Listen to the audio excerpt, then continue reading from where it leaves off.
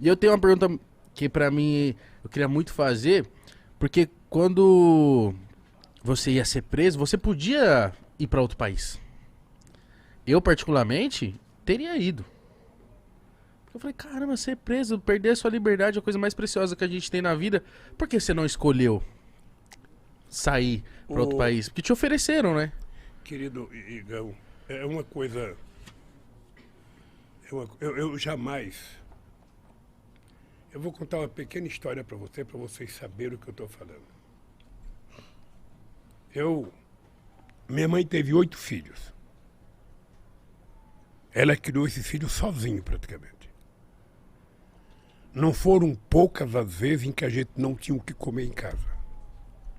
Eu morava no fundo de um bar. O banheiro que a gente utilizava era o banheiro que os bêbados do bar utilizavam.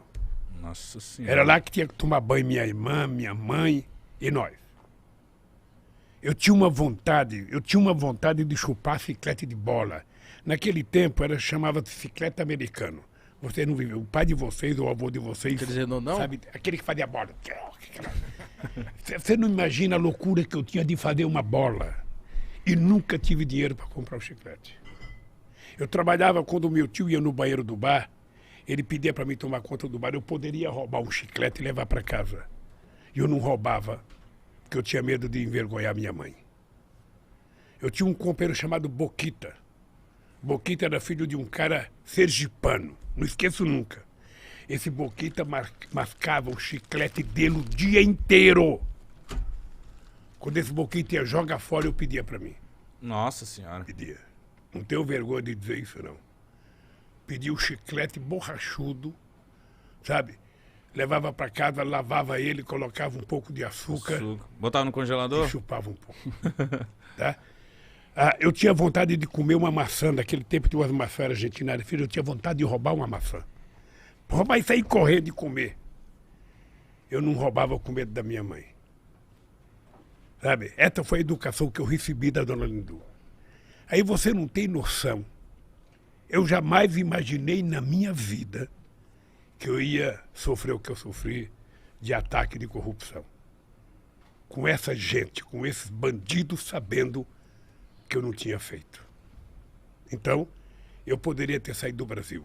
Eu poderia ter ido para outro país, eu poderia ter ido para uma embaixada, mas eu tomei a decisão de que eu tinha que ir para Curitiba, eu tinha que ir para a Polícia Federal. Eu precisava provar que o Moro era mentiroso. Eu precisava provar que a Força-Tarefa de Curitiba era uma quadrilha. E se eu fugisse, ia aparecer uma fotografia minha, ou fugitivo. E eu não tenho mais idade para isso, cara. Eu tenho um bisneta, eu tinha que honrar a dona Lindu. Então, graças a Deus, eu provei. Tô até hoje, perguntando para esse Moro, diga, tá, o que eu roubei? A sentença que ele deu para mim, sabe qual foi o crime que eu cometi? Qual? O crime é o fato indeterminado. Eu fui condenado por um fato indeterminado. Que esse sem vergonha não teve coragem de dizer. Ele poderia ter dito. Sabe? Então, é muito duro. É muito duro você estar na sua casa, junto com a sua família, e você vai à televisão ficar 20 minutos falando que você é ladrão. Falando que você roubou. Sem mostrar absolutamente nada. Sabe? Então, isso foi muito duro. Eu jamais imaginei passar isso na vida, jamais. Essa é uma marca profunda que eu vou levar na minha vida, sabe? E eu ainda vou pensar bem, mas em algum momento eu vou processar, porque nem que for um tataraneto meu, quinquaraneto, sextataraneto meu, um dia vai ganhar um processo contra essa sacanagem que fizeram comigo. Você ficou quanto tempo nesse processo? Eu fiquei preso 580 dias. Mas o processo foi 4 anos de denúncia, sabe? E aí eu sou agradecido àquele pessoal que fez a vigília para mim em Curitiba, aquelas pessoas que ficaram lá, embaixo de chuva, embaixo de sol, sabe? Eles cantavam todo dia de manhã para mim, gritavam bom dia, presidente, boa tarde, presidente, boa noite, presidente, durante 580 dias. Então é uma coisa que marcou a minha vida. Eu saí da cadeia um outro homem, tive a graça de Deus de sair, sabe, para casar com a Janja, sabe? Ela morava em Curitiba, ela mandava uma comidinha para mim toda noite, sabe? Ela te conquistou pela comida. É, É destino, né? Conquistou mano? pela barriga. não, ela não deixava eu mandar minha roupa para lavar fora, ela queria ela levar para casa para lavar. Aí quando eu saí, eu falei, não tem outro jeito, eu vou casar com a bichinha.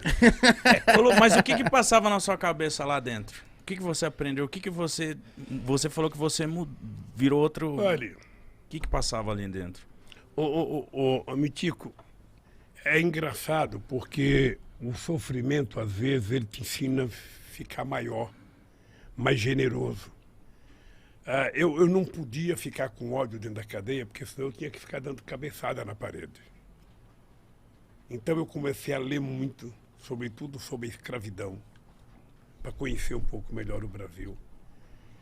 Eu comecei a pensar na minha vida, o que tinha acontecido na minha vida, o que eu já tinha feito. E a solidariedade que eu recebi era muito grande, gente.